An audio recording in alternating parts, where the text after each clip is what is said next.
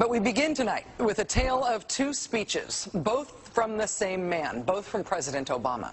One speech that could have been billed as a ballad to the Constitution, a proclamation of American values, a repudiation of the lawless behavior of the last presidential administration, and another speech announcing a radical new claim of presidential power that is not afforded by the Constitution and that has never been attempted in American history, even by George W. Bush and Dick Cheney.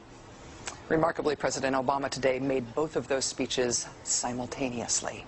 Standing inside the National Archives in front of the actual original Constitution, President Obama delivered a blistering critique of the Bush administration, in which he called their actions and their legacy literally a mess.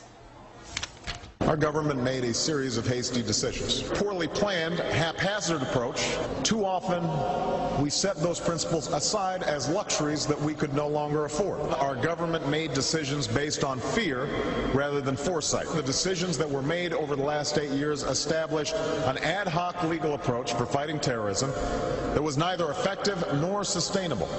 An ad hoc legal approach for fighting terrorism that was neither effective nor sustainable.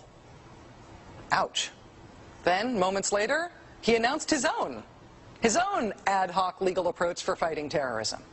President Obama today proposed something new, something called prolonged detention. Doesn't sound that bad, right? Prolonged detention. Did you ever see the movie Minority Report? It was based on a Philip K. Dick short story. Came out in 2002. It starred Tom Cruise, remember? He played a police officer in something called the Department of Pre-Crime. Pre-crime is where people are arrested and incarcerated to prevent crimes that they have not yet committed. Mr. Marks, by mandate of the District of Columbia Pre-Crime Division, I'm placing you under arrest for the future murder of Sarah Marks and Donald Dubinos. Take place today, April 22nd, at 0800 hours, 4 minutes. No, I didn't do anything. You didn't do anything, but you're gonna. Future murder. Creepy, right? Putting somebody in jail not for what they've done, but for what you're very sure they're going to do? There may be a number of people who cannot be prosecuted for past crimes. In some cases because evidence may be tainted, but who nonetheless pose a threat to the security of the United States. We're not prosecuting them for past crimes, but we need to keep them in prison because of our expectation of their future crimes. Al-Qaeda terrorists and their affiliates are at war with the United States, and those that we capture, like other prisoners of war, must be prevented from attacking us again. Prevented. We will incarcerate people preventively. Preventive incarceration. Indefinite detention without trial. That's what this is. That's what President Obama proposed today, if you strip away the euphemisms. One civil liberties advocate told the New York Times today, quote, "We've known this was on the horizon for many years, but we were able to hold it off with George Bush. The idea that we might find ourselves fighting with the Obama administration over these powers is really stunning." And it is stunning, particularly to hear President Obama claim the power to keep people in prison indefinitely with no charges against them, no conviction, no sentence, just imprisonment. It's particularly stunning to hear him make that claim in the middle of a speech that was all about the rule of law. But we must do so with an abiding confidence in the rule of law. Our government was defending positions that undermine the rule of law to ensure that they are in line with the rule of law. How can a president speak the kind of poetry that President Obama does about the rule of law and call for the power to indefinitely, preventively imprison people because they might commit crimes in the future? How can those two things coexist in the same man, even in the same speech?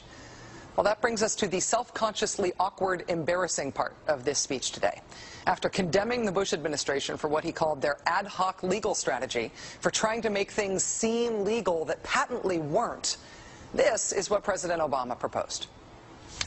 My administration has begun to reshape the standards that apply to ensure that they are in line with the rule of law. We must have clear, defensible, and lawful standards for those who fall into this category. We must have a thorough process of periodic review so that any prolonged detention is carefully evaluated and justified. Our goal is to construct a legitimate legal framework for the remaining Guantanamo detainees that cannot be transferred. Our goal is not to avoid a legitimate legal framework. In our constitutional system, prolonged detention should not be the decision of any one man. If and when we determine that the United States must hold individuals to keep them from carrying out an act of war, we will do so within a system that involves judicial and congressional oversight. And so going forward, my administration will work with Congress to develop an appropriate legal regime so that our efforts are consistent with our values and our Constitution. You'll construct a legal regime to make indefinite detention legal. You will, what does he say? Develop an appropriate legal regime. So you can construct a whole new system outside the courts, even outside the military commissions, so that you can indefinitely imprison people without charges. And you'll build that system from scratch. What's that somebody said about ad hoc legal strategies?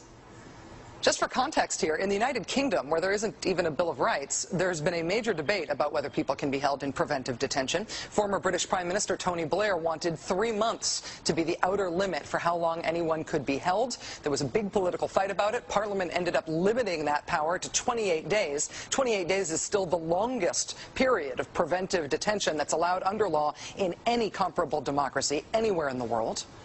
How long would President Obama's proposed preventive indefinite detention last? Well, he's not saying yet, but here's how he defines the threat that he says makes indefinite detention necessary. Right now, in distant training camps and in crowded cities, there are people plotting to take American lives. That will be the case a year from now, 5 years from now, and in all probability 10 years from now. 10 years from now. So you could get arrested today and locked up without a trial, without being convicted, without being sentenced for, say, 10 years until the threat of your future criminal behavior passes? Prolonged detention, he's calling it. This was a beautiful speech from President Obama today with patriotic, moving, even poetic language about the rule of law and the Constitution, and one of the most radical proposals for defying the Constitution that we have ever heard made to the American people.